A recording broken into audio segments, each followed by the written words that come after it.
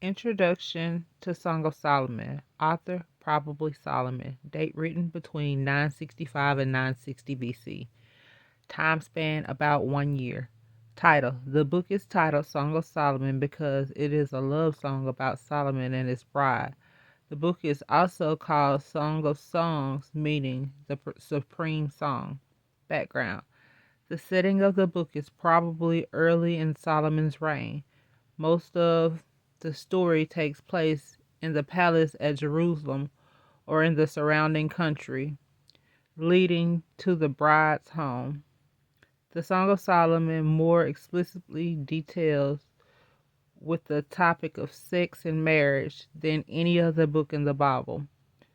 While there are many interpretations of this story, many view it as allegory portraying God's love for Israel and or Christ's love for his church. Were written, Jerusalem. To whom? To the bride. Content. The Song of Solomon is celebration of love between man, Solomon, and woman, the Shulamite shepherd girl. This collection of poems is the form of songs portray the deep and pure love of two who are now looking back over memories of their relationship. The poor Shulamite girl has worked in the country in a vineyard owned by King Solomon. Upon visiting the vineyard, Solomon and the Shulamite fell in love, and he took her to his palace in Jerusalem to be his wife. The lyrics following covers almost every area of mutual feelings, admiration for each other's physical attributes, their marriage, sexuality, desires, and joys.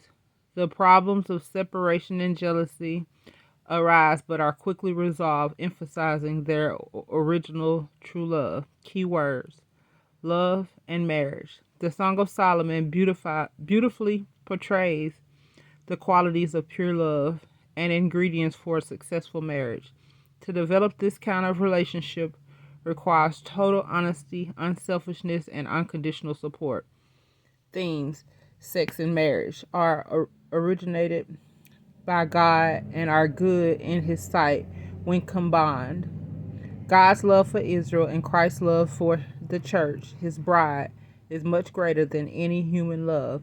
Although a person may be poverty stricken financially, he can be rich spiritually by loving God and knowing that God unconditionally loves him. An ideal marriage will be tender and affectionate, yet strong during times of trial. Outline. Number 1, Solomon and the Shulamite girl fall in love.